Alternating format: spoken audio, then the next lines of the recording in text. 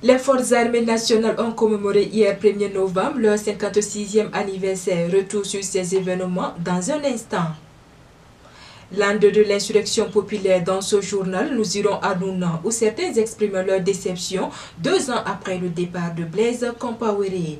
Et en fin d'édition, nous parlerons de sport et notamment du Tour du Faso, dont la 6e étape courue entre Pa et Bobo Dioulasso ce matin a été remportée encore par un Érythréen Haïlé Dawit.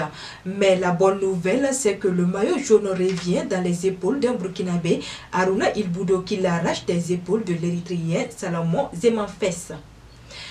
Voilà, c'est ce qui constitue la une de l'actualité de ce jour sur la première web radio du Burkina. Mesdames et messieurs, bonjour et bienvenue. Démocratie, défis sécuritaires et progrès socio-économique et social, la contribution des forces armées nationales. C'est sous ce thème qu'est célébré la 56e anniversaire des forces armées nationales ce 1er novembre 2016. Le président du Faso a fait un rappel des événements survenus depuis les attaques du Café Cappuccino et du Splendid Hotel, de même que de nombreuses attaques contre les forces de défense et de sécurité le long des frontières. Dans l'optique d'équiper l'armée de dispositifs et d'équipements adéquats, le ministre de la Défense annonce la soumission d'un projet de loi de programmation militaire pour la période 2007-2027 à l'Assemblée nationale. Avant de clore son adresse aux forces armées nationales, le président du Faso, ministre de la Défense, a déclaré: je cite, « Tout sera fait pour permettre à nos forces armées de garantir la sécurité tant nécessaire à la quiétude de nos populations laborieuses et assurer la défense de l'intégrité du territoire. » Fin de citation. Il faut noter que lors de cette 56e anniversaire, 72 officiers, sous-officiers et militaires de rang ont été faits médailles d'honneur militaire. Le 31 octobre dernier, le Burkina Faso a célébré l'an 2 de l'insurrection populaire. À cette occasion, les femmes ont été magnifiées par la coalition pour Kimdi à la maison des jeunes Jean-Pierre Guingané à l'image de 2 femmes, dont un modèle dans la politique E1 de la société civile. Il s'agit de Safiatou Lopez et de Sarah Sérémé. Pour le secrétaire général de la coalition Burkimdi, Seydou Steve Zampaligré, je cite, « C'est une cérémonie pour magnifier la femme battante du Burkina. Ce sont les femmes qui ont balisé le terrain le 27 octobre 2014. C'est ce qui a donné le courage aux hommes de poursuivre le lendemain. Tout est parti de cette date-là. » Pour Safiatou Lopez, présidente de la cérémonie, ce geste est une manière de montrer aux femmes qu'on reconnaît ce qu'elles ont fait.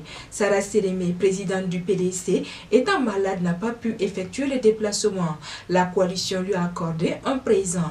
Et 1 minute de silence a également été observée pour les martyrs de l'insurrection populaire du Pushmanké du 16 septembre et à Françoise Toé. La ville de Bobo Dioulasso a rendu un hommage aux martyrs de l'insurrection des 30 et 31 octobre 2014 à travers une marche-meeting organisée ce lundi 31 octobre 2016. Pour les autorités de la région, cette marche est une manière de traduire leur soutien et leurs encouragements aux différentes familles des victimes. Le maire de la commune, Bourema Sanou, ne manquera pas de pointer du doigt les organisations de la société civile pour la faible participation de la population à cette marche-meeting.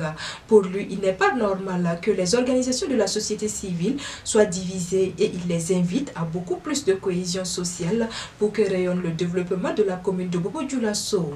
Afin de rendre hommage aux martyrs de l'insurrection et du push, la rue numéro 1 de Sarfalor porte désormais le nom de l'avenue de l'insurrection populaire du 30 et 31 octobre 2014. Pour le porte-parole des organisations de la société civile, Joseph Bado, le choix porté sur cette rue a été fait de façon collégiale avec tous les leaders des associations de la ville de Bobo Dioulasso. De Bobo Dioulasso, rendons-nous à Nouna, où 2 ans après le départ de Blaise Compaoré du pouvoir, les avis sont partagés. De façon générale, les Nounalais sont habités par les sentiments de regret. Quelques-uns s'expriment au micro de Bourema Badini. Donc les premières impressions là sont des regrets amers, parce que bon, tout est coincé partout. L'argent ne circule pas. Bon, et surtout avec cette rentrée-là, là, les gens ne savent même pas comment s'en sortir.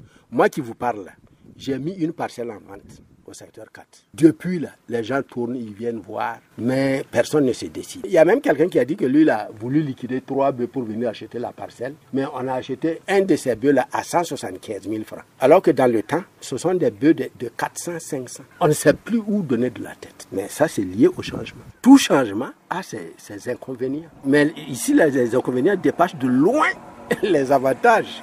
Mais il faut qu'on prenne patience. Ah, mais oui, il faut qu'on prenne patience. On va avoir encore le même Eldorado, comme de par le passé, mais il faut qu'on passe obligatoirement par cette phase de crise. Vous voyez aujourd'hui que tout le monde est en train de dire que ça ne va pas. À quoi ça sert qu'on va dans un système de droite et que la gauche était mieux? Moi, je n'étais pas d'accord que Blaise part, parce qu'il est comme un idole pour moi. Mais la volonté de le choix du peuple était qu'il part, il est parti. Et qu'il a béni le Burkina avant de partir. Je dis toujours que Dieu bénit le Burkina. Mais aujourd'hui, qu'est-ce qui se passe au Burkina Faso? Beaucoup de mécontentements, des grèves à gauche. Toujours, c'était de la santé qui est décédée. Combien d'enfants sont morts sur la table de l'hôpital? Après, maintenant, c'est l'éducation. Après, c'est les syndicats, quelque chose. Moi, je lance un appel au sein de tout le monde aujourd'hui qu'on a contrôlé autour de Rock, parce que Blaise ne pourra pas revenir, on ne peut pas le faire venir. Mais moi, je pense qu'aujourd'hui, on n'a qu'à donner la chance au pouvoir politique qui est en place aujourd'hui, au gouvernement de Rock, de faire une cohésion politique pour que, au moins, que le Burkina sorte dans ce trou-là. L'insurrection a eu des fruits, pour ma part en tout cas, parce qu'il y a eu un grand changement. Mais il y a eu aussi des regrets, parce que la gouvernance n'a pas tellement changé. Les nominations, l'occupation des postes, vraiment. L'injustice, l'impunité demeurent toujours. Les grands dossiers de crimes, de sang et crimes économiques qui sont toujours dans les tiroirs, qui n'ont pas encore vu un dénouement. C'est tout ce qui même a conduit le peuple à s'insurger. Aujourd'hui, le dossier Thomas Sankara, c'est même qui se tapaient la poitrine. Depuis l'insurrection, après les élections, ils sont dans le gouvernement, dans la mouvance, ils se sont tués. Jusqu'à l'heure, ceux même qui ont créé même cette insurrection, ceux qui ont, je vois le cas du coup d'État manqué, vers la fin de la transition, c'est qu'on a arrêté jusqu'à présent, il n'y a pas de procès. Apparemment, les uns et les autres réclament le procès. On ne sait pas ce qui empêche. C'est de peur d'être impliqué dans les créations.